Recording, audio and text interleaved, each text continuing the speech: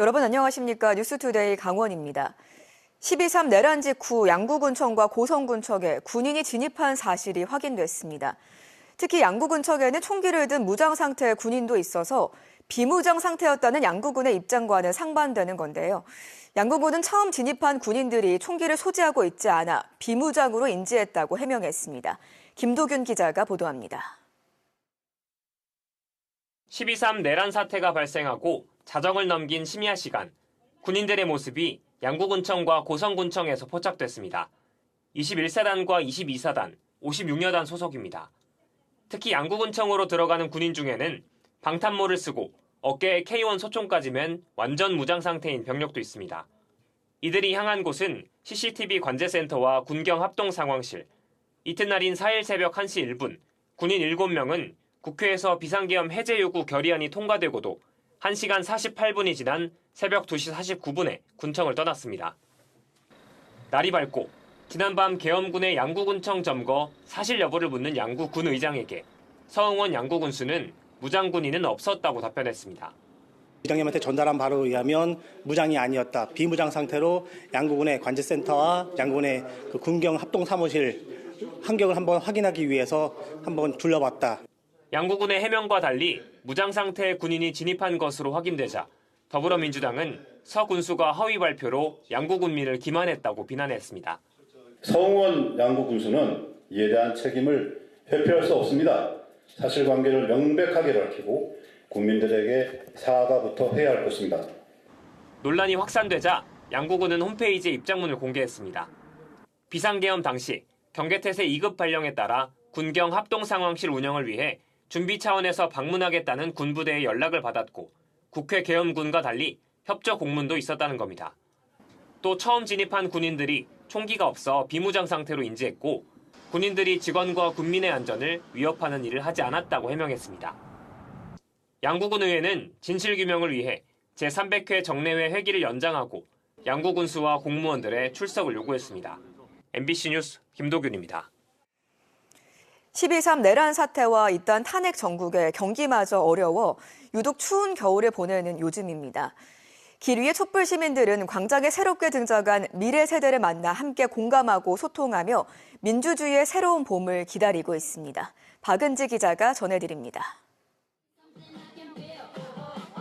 탄핵 소추안 표결을 앞둔 지난 14일 강원도 강릉 월화거리 촛불 집회 무대.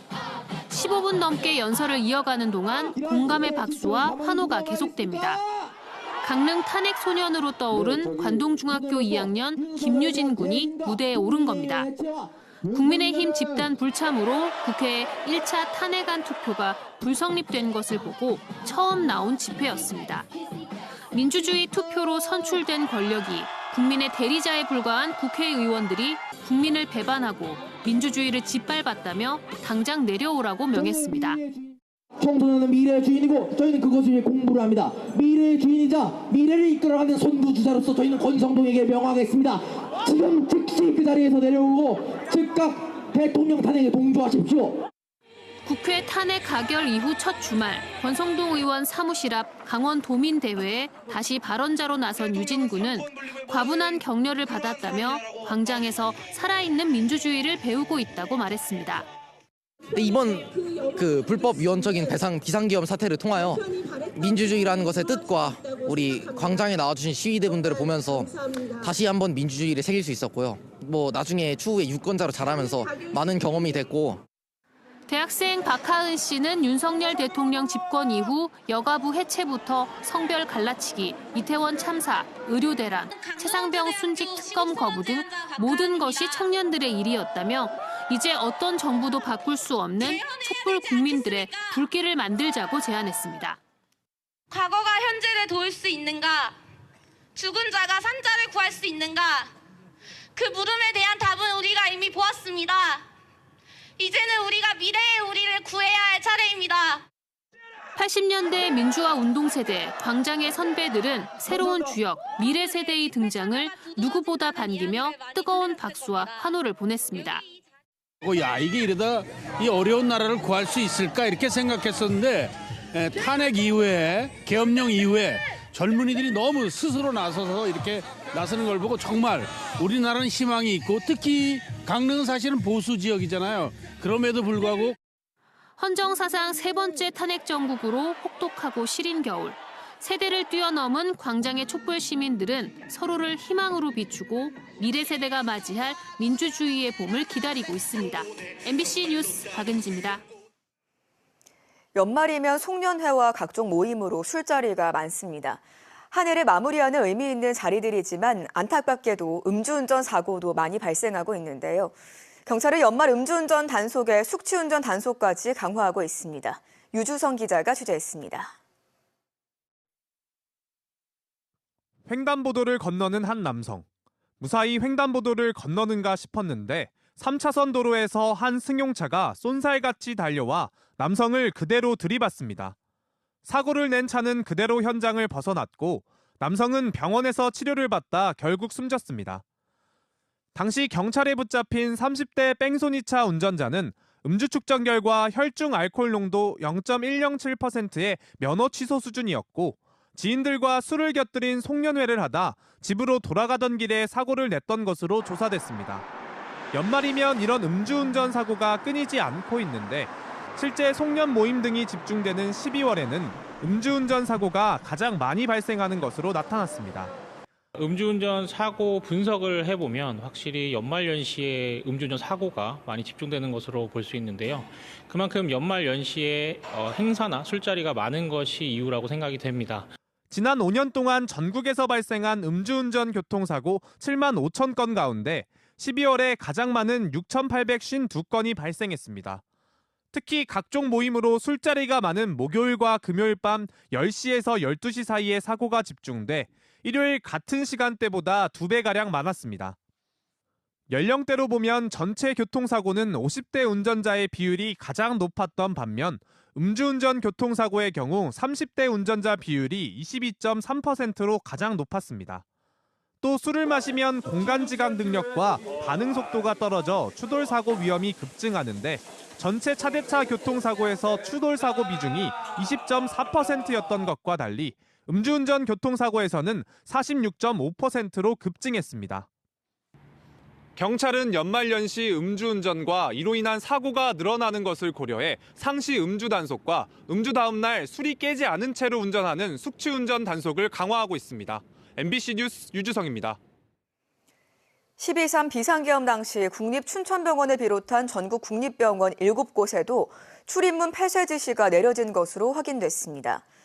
보건복지부 소속 국립춘천병원은 계엄 선포 30분쯤 뒤인 밤 11시에 보건복지부 운영지원과로부터 계엄 선포에 따른 병원 출입을 통제하라는 전화를 받고 출입을 통제했지만 실제 통제된 사람은 없었다고 밝혔습니다. 또 출입이 통제되던 시간 응급 상황은 없었고 계엄이 해제된 4일 오전 5시에 출입 통제 조치를 해제한다는 전화를 받았다고 설명했습니다. 원주 지역 수돗물 공급에서 발생하는 누수를 줄이고 상수관망을 블록화하는 지방상수도 현대화 사업이 마무리됐습니다. 원주시는 현대화 사업을 통해 기존 75.2%에 불과했던 유수율이 80.3%로 상승하면서 상수도관에서 누수되던 수돗물을 연간 240만 톤, 금액으로 환산하면 28억 원을 절약할 수 있게 됐다고 밝혔습니다. 또 상수관만 블록 구축을 통해 긴급사고 발생 시 빠른 복구가 가능해졌습니다. 원주시는 지난 2019년부터 6년 동안 모두 396억 원을 투입해서 노후배관 교체와 상수관만 블록 구축 등을 진행해왔습니다. 동해고속도로 북강릉 나들목에서 강릉 북부 해안권으로 연결되는 접속도로가 연말 개통됩니다. 강릉시는 북강릉 나들목과 사천 연곡, 주문진 방향을 연결하는 접속도로 440m 개설 공사가 2년 만에 마무리돼 한국도로공사와 관련 허가를 마치고 연내 개통할 예정이라고 밝혔습니다. 이번 도로 개설로 상습 교통정체가 발생하는 7번 국도의 교통량이 분산되고 해안 지역까지 접근성이 개선될 것으로 전망됩니다.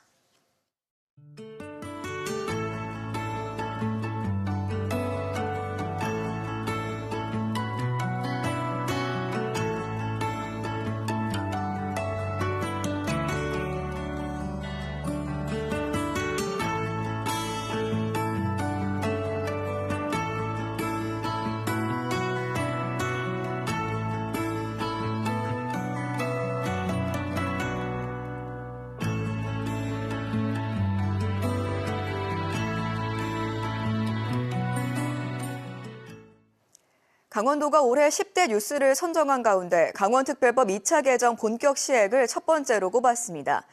강원도는 농촌활력 촉진지구 지정을 통해 강릉과 철원, 양구, 인제 등 4개 시군 61헥타르의 절대 농지를 해제했고 고성 통일전망대 일대 17.9헥타르를 1호 산림이용진흥지구로 지정했다고 밝혔습니다. 반도체 특성화대학과 공동연구소 공모 선정, 바이오 국가공모사업 선정, 국내 1호 수소특허단지 유치 등 첨단 산업 활성화도 10대 뉴스로 꼽았습니다. 또 제천 영월고속도로 타당성 재조사 통과, 영월 삼척 예비 타당성 통과 노력, 동해선 포항 삼척 구간 철도 개통 등 교통 인프라 관련 뉴스도 포함됐습니다. 12.3 내란 사태로 경기 위축이 심화되자 강원도가 내년 예산 70%를 상반기에 집행하기로 했습니다. 특히 강원 경제주축인 중소기업과 소상공인을 위해 자금 6천억 원을 다음 달부터 조기 투입하고 폐업한 사업자가 조속히 재개할 수 있도록 보증 지원 사업을 600억 원에서 675억 원으로 확대합니다. 또 도청 직원들이 골목 상권에서 각종 모임과 식사를 이어가며 SNS로 홍보하고 기관별로 식당에서 식사를 한 뒤 다음 주자를 지목하는 챌린지를 추진합니다. 강원도 교육청이 올해 신경호 교육감의 공약 이행 실적이 96.3%에 달한다고 자체 평가했습니다. 핵심 공약인 더 높은 학력 분야에선 교과 보충 프로그램을 무상으로 운영하는 등 이행률이 95.9%를 기록했고 더 넓은 진로 분야 96.3%, 더 고른 복지 99.7%, 더 돕는 행정은 93.1%라고 밝혔습니다. 도교육청은 전체 공약 83개 과제 가운데 57%인 47개를 완료했고 33개는 정상 추진, 3개는 일부 추진 중이라고 밝혔습니다. 영월군이 국가유산청 산하 정부 공공기관인 예담고를 유치했습니다. 예담고는 비귀속 유물을 보관 관리하는 수장고이면서 전시, 교육, 체험 전문시설로 국가유산청은 지난 3월 공모사업을 통해 영월 옛 문국초등학교의 조성을 확정했습니다. 국가유산청은 사업비 100억 원을 들여 2027년 하반기까지 공사와 유물 이관을 마치고 예담고를 개관할 예정입니다. 고성 통일전망대가 강원특별법 산림특혜 핵심인 산림이용진흥지구로 지정돼 본격 개발이 추진됩니다. 강원도는 어제 미래산업 글로벌도시 종합계획심의회에서 고성 통일전망대를 전국 최초 산림이용진흥지구로 지정하고 일대 245억 원을 투자해 DMZ 산림생태지구와 안보교육지구를 조성하고 관광체험형 시설 확충을 추진한다고 밝혔습니다. 그동안 민통선 산지법의 각종 규제로 7년간 사업 추진이 지연됐던 고성 통일전망대는 이번 지정으로 규제 완화와 행위 제한 해제가 일괄 적용될 예정입니다. 프로축구 K리그1 강원FC의 새 사령탑에 오른 정경호 감독이 기자회견을 열고 시스템 강화를 통해 제2의 양민혁, 황문기를 발굴하겠다며 의지를 밝혔습니다. 어제 강릉 강남축구공원에서 열린 기자회견에서 정 감독은 정식 감독은 처음이지만 수석 코치와 감독 대행으로도 활동해온 만큼 조직 내부와 외부를 날카롭게 파악하겠다며 기대와 우려를 실력으로 증명하겠다고도 덧붙였습니다.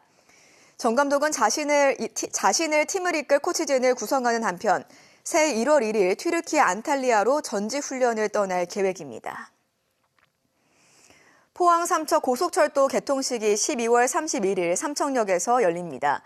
국토교통부와 국가철도공단에 따르면 포항 삼척 고속철도 개통식은 12월 31일 ITX 마음열차로 울진역에서 행사 참석자들을 태우고 출발해 삼척역에 도착하면 진행할 계획입니다. 지금까지 국토교통부는 동해선 종점인 삼척역과 철로를 처음 건설할 울진역을 두고 고민하다 삼척역을 개통식 장소로 낙점했습니다. 포항 삼척 열차는 내년 1월 1일부터 정식 운행할 예정입니다. 강원 뉴스 마칩니다. 고맙습니다.